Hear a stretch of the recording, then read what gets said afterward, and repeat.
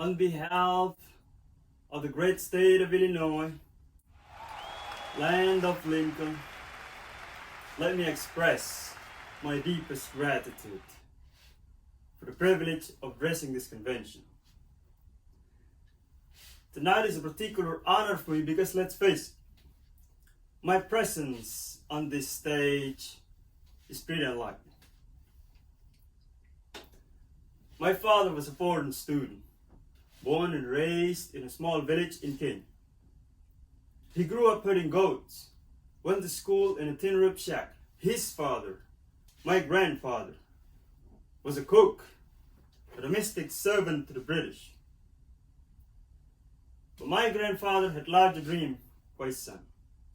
Through hard work and perseverance, my father got a scholarship to study in a magical place, America, that shone as a beacon of freedom and opportunity to so many who had come before.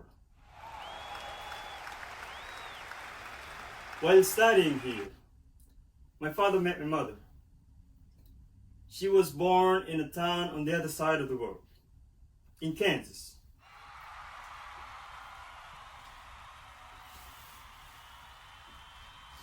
My grandfather worked on wheeler rigs and farm through most of the Depression.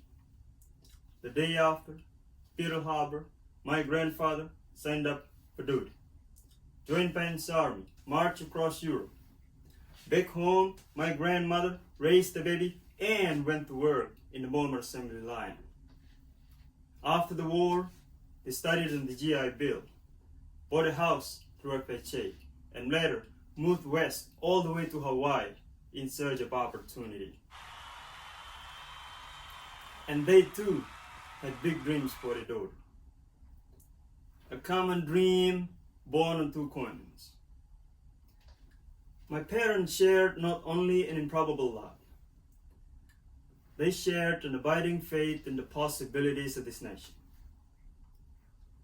They would give me an African name, Barak, or blessing, believing that in a tolerant America, your name is no barrier to success. They imagined me going to the best schools in the land, even though they weren't rich, because in a generous America, you don't have to be rich to achieve your potential. They both passed away now, and yet I know that on this night, they do look down on me with great pride. They stand here, and I stand here today, grateful for the diversity of my heritage, aware that my parents' dream live on in my two precious daughters. I stand here knowing that my story is a part of a larger American story, that I owe a debt to all of those who came before me, and that in no other country on earth is my story even possible.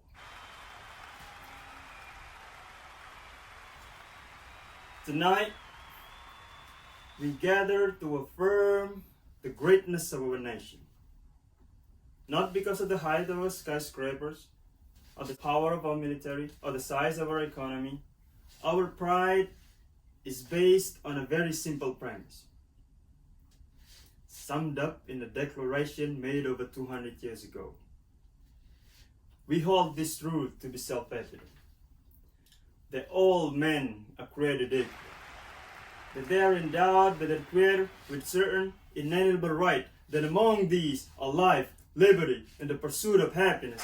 That is the true genius of America. A faith in simple dreams, an insistence on small miracles, that we can tuck in our children at night and know that they are fed and clothed and safe from harm. That we can say what we think, write what we think, without hearing sudden knock on the door. That we can have an idea and start our own business without paying a bribe. That we can participate in the political process without fear of retribution, and that our votes will be counted, at least most of the time.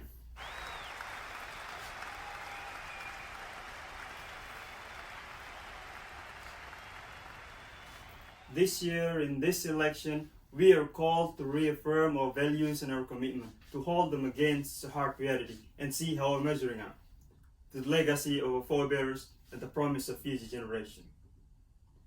And my fellow Americans, Democrats, Republicans, Independents, I say to you tonight, we have more work to do. More work to do for the workers I met in Galesburg, Illinois, who are losing the union jobs at the Maytag plants moving to Mexico, and now having to compete with their own children for jobs that pay $7 an hour. More to do for the father that I met, who was losing his job and choking back the tears, wondering how he would pay $4,500 a month for the drugs his son needed without the health benefit that he counted on. More to do for the young woman in St. Louis and thousands more like her, who has the grades, has the drives, has the will, but doesn't have the money to go to college. Now, don't get me wrong, the people I meet in small town and big cities, in diners, in office parks, they don't expect government to solve all their problems. They know they have to work hard to get ahead, and they want to. Go into the color counties around Chicago, and people will tell you they don't want the tax money wasted by a welfare agency or by the Pentagon. Going to any inner city neighborhood, and folks will tell you that government alone can't teach their kids to learn. They know that parents have to teach, that children can't achieve unless we raise their expectation and turn up the television sets and eradicate the slander that says a black youth with a book is acting white. They know those things. People don't expect government to solve all their problems, but they sense deep in their bones that with just a slight change in priority, we can make sure that every child in America has a decent shot at life. They know they can do better, and they want that choice. In this election, we offer that choice. Our party has chosen a man to lead us who embodies the best this country has to offer, and that man is John Kerry. John Kerry understands the ideals of community, faith, and service because they define his life. From his service in Vietnam to his years as a prosecutor and lieutenant governor, through 2 decades in the United States Senate, he's devoted himself to this country. Again and again, we've often seen him make tough choices when easier ones were available. His values and his records affirm what is best in us. John Kerry believes in an America where hard work is rewarded. So instead of offering tax breaks to the companies shipping jobs overseas, he offers them to companies creating jobs here at home. John Kerry believes in an America where all Americans can afford the same health coverage our politicians in Washington have for themselves. John Kerry believes in energy independence, so we're not held hostage to the profit of oil companies or the sabotage of foreign oil field. John Kerry believes in constitutional freedoms that have made our country the envy of the world. And he will never sacrifice our basic liberty nor use faith as a wedge to divide us.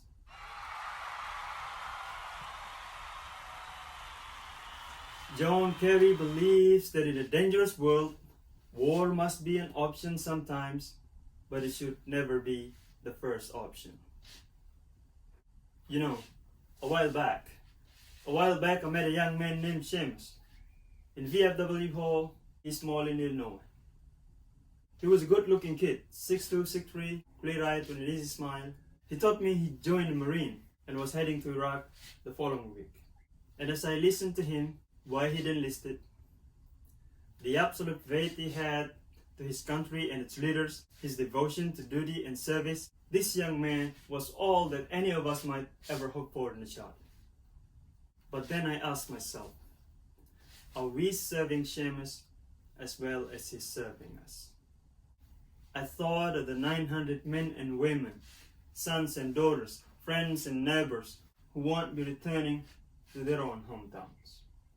I thought of the families I met who were struggling to get by without a loved one's full income, or whose loved ones have returned with a limb missing or nerve shattered, but still lacked long-term health benefits because they were reservists. When we send our young men and women into harm's way, we have a solemn obligation not to fudge the numbers or shade the truth about why they're going, to care for the families while they're gone, to tend to the shoulders upon their return, and to never, ever go to war without enough troops to win the war, secure the peace, and earn the respect of the world.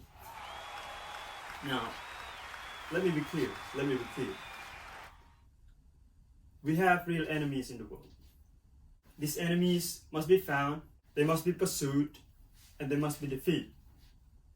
John Kerry knows this. And just as Lieutenant Kerry did not hesitate to risk his life to protect his men when he served in Vietnam, President Kerry will never hesitate one moment to use our military might to keep America safe and secure. John Kerry believes in America, and he knows that it's not enough for just some of us to prosper. For alongside of our famous individualism, there is another ingredient in the American side. The belief that we're all connected as one people. If there is a child on the south side of Chicago who can't read, that matters to me even if it's not my child. If there is a senior citizen somewhere who can't pay for the prescription drugs and having to choose between medicine and rent, that makes my life poorer even if it's not my grandparent. If there is an Arab American family being rounded up without the benefit of attorney or due process, that threatens my civil liberty. It is that fundamental belief, I am my brother's keeper, I am my sister's keeper, that makes this country work. That's what allows us to pursue our individual dream, and yet still come together as one American family. E pluribus unum, out of many, one. Now, even as we speak, there are those who are preparing to divide us. The spin masters, negative ad peddlers, who embrace the politics of anything goes. Well, I say to them tonight, there is not a liberal America or a conservative America. There is the United States of America. There is not a black America or a white America or Latino America or Asian America. There is the United States of America. The pundits like to slice and dice our country into red states and blue states. Red states for Republicans, blue states for Democrats. But I've got news for them too. We worship know some God in the blue states. And yes, we don't like federal legends spoken around the library in the red states. We coach Bleeder League in the blue states. And yes, we've got some gay friends in the red states. There are patriots who opposed the war in Iraq, and there are patriots who supported the war in Iraq. We are one people, all of us pledging allegiance to the stars and stripes, all of us defending the United States of America. In the end, that's what this election is about. Do we participate in the politics of cynicism, or do we participate in the politics of hope? John Kerry calls on us to hope. John Edwards calls on us to hope. I'm not talking about blind optimism here. The almost willful ignorant that think unemployment will go away if we just don't think about it, or healthcare crisis will solve itself if we just ignore it. I'm not talking about that. I'm talking about something more substantial. It's a hope of slaves sitting around fire singing freedom songs. It's a hope of a young naval lieutenant bravely patrolling the Mekong Delta. It's a hope of a mill worker's son who dares to defy the yard. It's a hope of a skinny kid with a funny name who believes that America has a place for him too.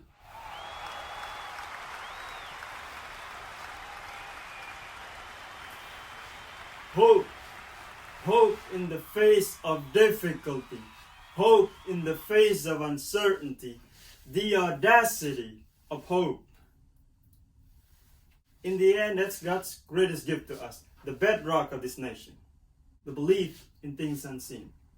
The belief that there are better days ahead. I believe that we can provide our middle class relief and provide working families with the road to opportunities. I believe that we can provide jobs for the jobless, homes for the homeless, and reclaim young people across the cities in America from violence and despair.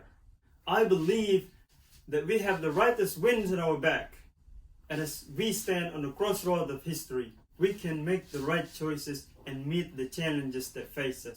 America, tonight, if you feel the same energy that I do, if you feel the same urgency that I do, if you feel the same passion that I do, if you feel the same hopefulness that I do, if we do what we must do, then I have no doubt that all across America, from Florida to Oregon, from Washington to Maine, the people will raise up in November, and John Kerry will be sworn in as president, and John Edwards will be sworn in as vice presidents, and this country will reclaim its promise, and out of this long political darkness, a brighter day will come. Thank you very much, everybody. God bless you. Thank you.